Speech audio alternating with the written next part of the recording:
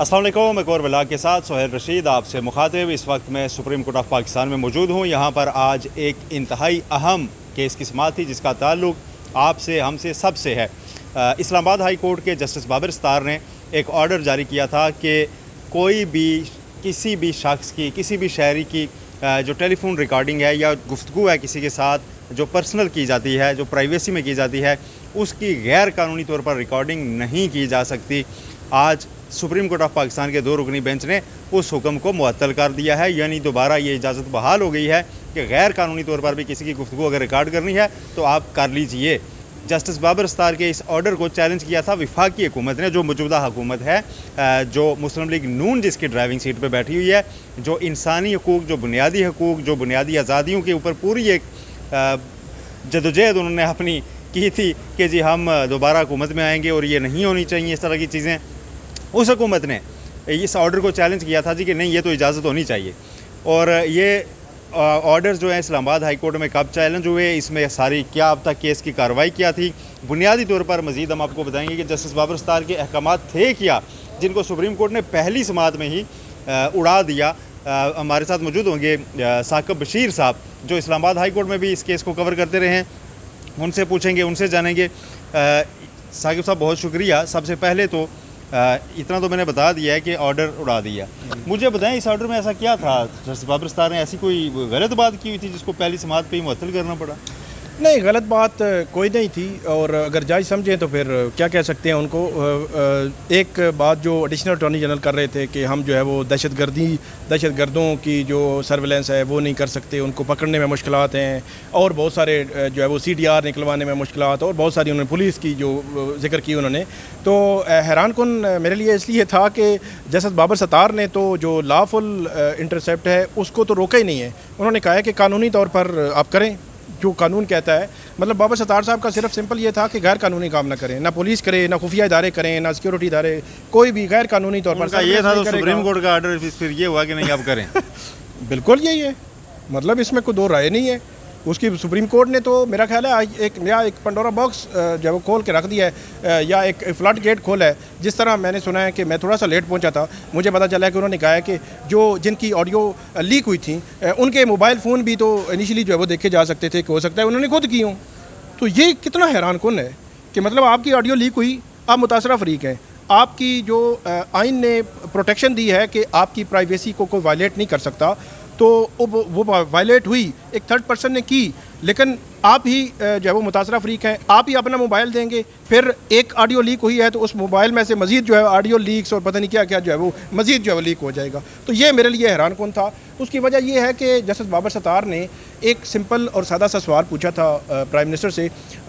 उससे कबल ये कि जो बुशा बीबी है या जो नजमुल साकिब साहब है, अच्छा, उनकी जो ऑडियो टेप हुई हैं, उन ऑडियो में जो बात वो कर रहे हैं, हो सकता है मैं उससे डिसएग्री करता हूँ, लेकिन डिसएग्रीमेंट का मतलब ये नहीं है कि आप किसी की प्राइवेसी जो है वायलेट कर लेंगे गैर कानूनी तौर पर। क्योंकि अगर उससे आप एग्री करेंगे, आप खुश होंगे या कोई पॉलिटिकल पार्टी खुश होगी कि जी बुशरा बीबी की ऑडियो जो टेप हुई है वो लीक हुई है, वो तो दुरुस्त है, देखें जी वो जो है वो एक्सपोज हो गई। तो कल मरियम नवाज़ की भी ऑडियो जो है वो टेप हुई थी, लीक हुई थी, सबकी हुई हैं। तो एक सवाल उन्होंने पूछा था एडिशनल अटॉर्नी जनरल से कि ये बताएं कि ये प्राइम मिनिस्टर ऑफिस की भी ऑडियो टेप होती है, जजेस की फैमिली या उनके करीबी, क्योंकि वो मेरे ख्याल सास थी उमर अता बंदयाल साहब की, उनकी ऑडियो जो, इसी तरह बाकी जो ब्यूरोक्रेट्स हैं, शहबाज शरीफ की, ब्यूरोक्रेट्स की, उन्होंने कहा कि किसी तमाम पॉलिटिकल पार्टीज़ के लीडर्स की किसी न किसी तरह की ऑडियो टेप होती हैं, लीक होती हैं। तो ये कौन करता है? तो एक लम्हे के लिए उन्होंने ये कहने की जब कोशिश की कि बैरूनी जो है वो एजेंसी जब वो यहीं पे पहुँचे तो उन्होंने कहा यहीं पे रुकें। ये अल्फाज आप दोबारा सोच लें जो आप कहने लगे हैं, क्योंकि इसका मतलब ये होगा कि आप फिर नाकाम हो गए हैं। कोई थर्ड पार्टी बैरून मुल्क से आती है, ऑडियो टेप करती है और लीक कर देती है, फिर वो उससे आगे जो है वो नहीं बोले। इसमें जो वफाकी हुकूमत है शुरू दिन से, ये अगस्त, आज भी अगस्त है और अगस्त 2023 का मुकदमा है, और मेरा ये ख्याल है कि जिस तरह का रास्ता तो सुप्रीम कोर्ट ने आज दिखाने की कोशिश की है, अगर वो रास्ता ही जो है वो उसी रास्ते पर होते सारे, तो मेरा ख्याल है जिनकी ऑडियो टेप हुई थी, लीक हुई थी, वो आज फिर जेल में होते। बिल्कुल ये नहीं। अच्छा, पहले तवक्को ये की जा रही थी कि ये जो बेंच बना है इसने यही करना है, और उसने वही किया। और इस बेंच का थोड़ा सा और तारुफ हम करवा दें, ये 13 रुकनी बेंच में शामिल थे जिन्होंने मखसूस जिस्मों का केस सुना, और ये वो 2 जजेज़ हैं जिन्होंने सबसे इख्तलाफ किया था, और इन्होंने कहा था जी बस पीटीआई तो पार्टी भी नहीं है, बस उसको रहने दें, जो इलेक्शन कमीशन जो उसके कर रहा है उसी के रह मुकरम पर रहने दें। फिर तफसीली फैसला अभी आया नहीं, और इन्होंने इख्तलाफी नोट पहले जारी किया हुआ है। फिर इनको अच्छे से इल्म में था कि जो बेंच बन रहा है ये आइनी तशरीह के लिए बन रहा है, वरना पहले केस 3 रुकनी बेंच के पास लगा हुआ था, और वहाँ पे चीज़ ये आई थी जी कि फ़र्स्ट टाइम है तो इसमें आइनी तशरीह होनी है, इसलिए इसमें लार्जर बेंच बनाएं। इलेक्शन कमीशन ने भी कहा था। फिर लार्जर बेंच बना तो ये शामिल हुए, लेकिन इन्होंने रिक्यूज़ नहीं किया था। ये इस पर कन्विंस थे तो बैठे थे ना कि हम तशरीह करने बैठे हैं, लेकिन आगे चल के इन्होंने जनाब कहा कि हम तो फाइल के बाहर जा ही सकते, हमने सिर्फ अपील डिसाइड करनी है। तो ये 2 जजेस जस्टिस अमीनुद्दीन, जस्टिस नईम अख्तर अफ़गान, इनके पास ये केस लगा था। और दूसरी मज़े की बात ये है कि इस केस की अब कोई तारीख नहीं है, ये भी कोई तारीख नहीं है। ये केस जो है वो फेडरेशन जितनी तेज़ी में वो चाह रहे थे कि ये केस जल्द अज जल्द इस पे सस्पेंड हो, वो ऑर्डर जस्टिस बाबर सत्तार मज़ीद समातें ना कर सकें, जितनी तेज़ी से फेडरेशन चाह रही थी ये केस लगे। ये केस लगा, उनको ऑर्डर मिल गया, स्टे ऑर्डर मिल गया। अब वो इतनी ही तेज़ी से वो चाहेंगे कि ये केस कभी ना लगे, और आपको हम बता रहे हैं कि ये केस जो है वो कम से कम बहुत जल्दी तो नहीं लगने वाला। हाँ, अभी तो गर्मी की छुट्टियाँ चल रही हैं, फिर अक्टूबर में इंपॉर्टेंट केसेस और हैं, वो सुने केसेस और भी हैं, तो वो भी सुने जाएंगे। और अगर केस लगा भी तो उसमें अटॉर्नी जनरल एक चीज़ और की कई मसरूफ हो सकते हैं। एक चीज़ और की है जस्टिस अमीनुद्दीन साहब ने, उन्होंने ये कहा, फरमाया कि जी पहले एक इंक्वायरी कमीशन बना था ऑडियो लीक्स पे, उसको सुप्रीम कोर्ट ने काम करने से रोक दिया, और फिर वो केस ही नहीं लगा। अच्छा जी, वो किसने रोका हुआ है? अब 1 साल तो होने लगा चीफ जस्टिस काजी फैज ईसा जी बिल्कुल, तो लगा लेते वो केस, क्योंकि इंक्वायरी कमीशन के सरबराह भी ये खुद थे। और मुझे याद है कि जिस दिन वो स्टे ऑर्डर जारी हुआ था उसके बाद इन्होंने वो ऑर्डर शीट पढ़ाई थी, वो इंक्वायरी कमीशन के इजलास में, मीटिंग में मैं उधर मौजूद था। पढ़ा के इन्होंने पूरी सुनी, और उसके एक पॉइंट को रिपोर्ट किया था कि यूँ नहीं था, यूँ था, यूँ नहीं था, यूँ नहीं था, और बड़ा तासुफ का इजहार किया था कि जी ये स्टे ऑर्डर क्यों आ गया। अब खुद चीफ जस्टिस पाकिस्तान ने तो वो स्टे क्यों विकेट नहीं किया, कर देते वो इंक्वायरी कमीशन दोबारा बिल्कुल क्यों कर नहीं देते बनाया गया। तो ये ऑडियोज़ का जो मसला ये आम शहरियों से जुड़ा हुआ था, ये सारा। ये दूसरा एक और चीज़ बहुत अहम है, इस्लामाबाद हाई कोर्ट में इंटरनेट जो स्लो हुआ है, एक तो रिकॉर्डिंग तो तब होगी जब कॉल चलेगी ना, तो उसको हमद मीर साहब ने हम ऑडियो लीक पे 1-2 बातें इंपॉर्टेंट है। जो फेडरेशन है वो शुरू दिन से ये कहती रही है कि हमने किसी को इजाज़त नहीं दी हुई। पीटीए के जो चेयरमैन है, सबसे दिलचस्प मामला उनका है। पीटीए के चेयरमैन ने अगस्त में, पीटीए की तरफ से अगस्त में, फिर अक्टूबर में, फिर मार्च 2024 में 3 जवाब जमा हुए, 3 दफ़ा। तीनों दफ़ा उन्होंने कहा कि हमने ना किसी को डायरेक्शन दी है, ना इजाज़त दी है, और ना ही हम जो है वो इस किस्म का मामला है हमारा कि आप जो मोबाइल कंपनीज़ हैं वो सर्विलेंस की इजाज़त दें, वो आगे फैसिलिटेट करें, या इस हवाले से हमने कुछ नहीं कहा। लेकिन जो मोबाइल कंपनीज़ हैं उन्होंने जो है वो बीच चौराहे जो है वो हर चीज़ को फोड़ दिया, वो ये कहकर कि हमें तो पीटीए ने कहा था कि आप एक सिस्टम लगाएंगे, उस सिस्टम में इंस्टॉल करके पैसा भी आप खर्च करेंगे, जो इंस्टॉलमेंट पे जो खर्चा आएगा वो भी आपका, इक्विपमेंट भी आपका होगा। लेकिन जब सिस्टम लग गया तो सिस्टम हमने इनके हैंड ओवर कर दिया। उसके बाद मोबाइल कंपनीज़ का हमें कोई पता नहीं उस सिस्टम से कितने जो है वो सर्विलेंस हो रही है, लेकिन उन्होंने एक डाटा दिया था कि पाकिस्तान में टोटल यूज़र्स का पता नहीं 2%, तो वो बनता है 40 लाख।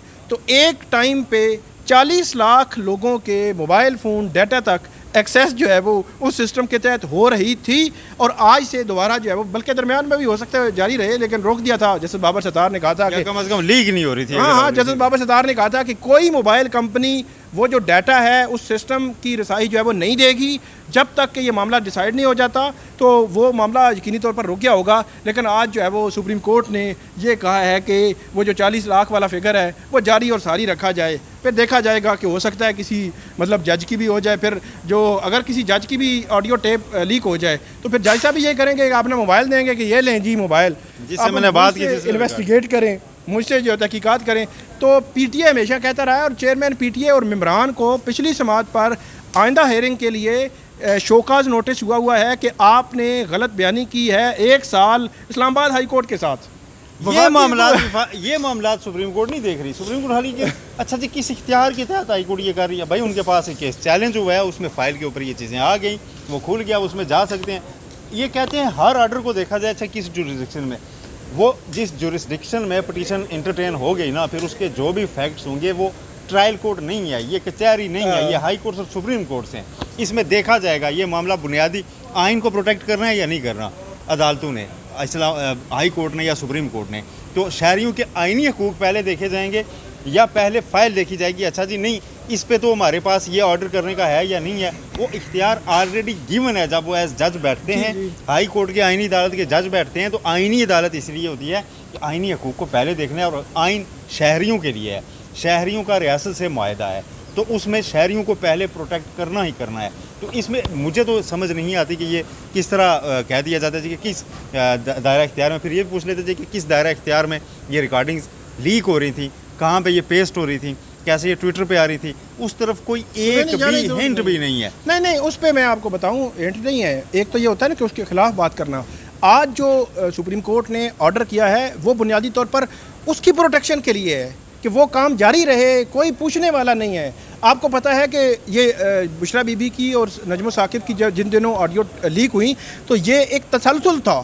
कभी जी वो एक अकाउंट आया हुआ था, एक अकाउंट आया हुआ था, वो लिखता था, उस पर बयानिए को सपोर्ट करता था, वो ऑडियो आती थी, सारे चैनल्स पे चलती थी, कोई रोकने टोकने वाला नहीं था, और सुप्रीम कोर्ट ने उस पर स्टैंप लगाई है कि कोई मसला नहीं है, जारी रखें। हालांकि वो इस्लामाबाद हाई कोर्ट के जस्टिस मोहसिन अख्तर कियानी साहब का पुराना ऑर्डर है, जिसमें उन्होंने मना किया हुआ है कि ऐसी चीज़ टेलीकास्ट भी नहीं हो सकती। ठीक है, तो अब ये जो सारी सूरत हाल है, इसमें इंटरनेट भी स्लो है, उसका केस भी आज लगा हुआ था, अहमद मीर साहब की पिटीशन, उसका क्या बना? इस्लामाबाद हाई कोर्ट ने क्या ऑर्डर किया है? इस्लामाबाद हाई कोर्ट में तो वो ऑब्जेक्शन ओवर रूल करके उस पर नंबर लगा के कल पिटीशन मुकर्रर करने का ऑर्डर किया है। कल चीफ जस्टिस आमिर फारूक दोबारा समाअत करेंगे अहमद मीर साहब की पिटीशन पे। लेकिन मेरा ये ख्याल है कि आज का जो ऑर्डर है वो यकीनी तौर पर उन जो हुकूमती इक़दाम को सपोर्ट करेगा जो फायर वाल लगा रहे हैं, जो इंटरनेट सुस्त कर रहे हैं, जो ऐप्स को बंद कर रहे हैं, जो जितना भी कर रहे हैं, सबको जो है सपोर्ट ही करेगा, इनडायरेक्टली सपोर्ट करेगा, डायरेक्टली ना सही, कि जो है वो इस तरह हाई कोर्ट कैसे कर सकती है, और फिर इक़दामात को सपोर्ट करेगा, और शहरियों के तमाम हकूक़ जो अपवर्क ने, जो फाइवर ने, जो उनके फ्रीलांसर्स के ऑर्डर्स कैंसिल कर दिए हैं, वो जाएँ जिधर मर्जी, और मतलब शहरी आखिरी तरजीह बन गए हैं। ये बड़ी सबसे तशवीशनाक सूरत हाल जो पिछले चंद माह में देखी है कि सुप्रीम कोर्ट ऑफ पाकिस्तान के सामने भी शहरियों के हकूक़ जो आइन में दिए हुए हैं वो सबसे आखिर में देखे जा रहे हैं। सबसे पहला हक फ़ाइल का हो गया है कि उसके ऊपर क्या लगा क्या नहीं लगा, और फिर फ़ाइल के ऊपर तो एतराज़ात रखने के लिए भी आप यहाँ 2-2 दिन आते हैं लोग, और आगे उनको एडवोकेट ऑन रिकॉर्ड मना कर देते हैं कि जी हमने ये पिटीशन फाइल ही नहीं करनी। अंदाज़ा लगाएं, मतलब ये भी एक नई चीज़ है। ठीक है, तो उसमें वोटर्स के हक सबसे आखिरी, शहरियों के हक सबसे आखिरी, हर चीज़ वो हो गई है। बस पार्लियामेंट में जैसी तैसी भी बैठी है, जिस भी फॉर्म पे बैठी है, जो लोग बैठे हैं, वो अगर चाहें कि जी कल से हमने अवाम को डेली 100 छितर मारा करने हैं, तो आज की जो अदालती सूरत हाल है उसे मुझे ये लगता है कि वो कहेंगे जी ठीक है, उनका इख्तियार है, आप इसको किस कानून या किस दायरा इख्तियार के तहत चैलेंज कर रहे हैं। ठीक है, आप कल आगे आप हुकूमत में तो बदल लीजिएगा। तो आज सूरत हाल बिल्कुल ऐसी ही हो चुकी हुई है, और इसमें तो बहुत शुक्रिया साकिब साहब, आपने एक और केस के लिए भी जाना है, 190 मिलियन पाउंड स्कैंडल, क्या हो सकता है? स्टे होने के मेरे ख्याल है 70% चांसेस हैं, क्योंकि बहुत कंक्लूजन की तरफ बढ़ रहा है। अगर स्टे नहीं देते थे 21 को, वो 22-23 को अगर कंक्लूड कर दें तो फिर ये गैर मौसर हो सकता है। बेंच जस्टिस बाबर सत्तार और जस्टिस मियां गुल हसन औरंगज़ेब, बिल्कुल इस पे एक्सपेक्टेशंस मौजूद हैं। बहुत शुक्रिया साकिब बशीर साहब, गुफ्तगू आपने सुनी। आज की सूरत हाल जो सुप्रीम कोर्ट ऑफ पाकिस्तान ने गैर कानूनी रिकॉर्डिंग को रोका था इस्लामाबाद हाई कोर्ट ने, उस ऑर्डर को ख़त्म कर दिया, मुअत्तल कर दिया वक्ती तौर पर, और ये कहा है जी कि वो ऑर्डर ठीक नहीं है, लिहाजा जारी रखें। अपना बहुत ख्याल रखिएगा, गुफ्तगू करते हुए भी, टेलीफोन करते हुए भी। अल्लाह हाफिज़।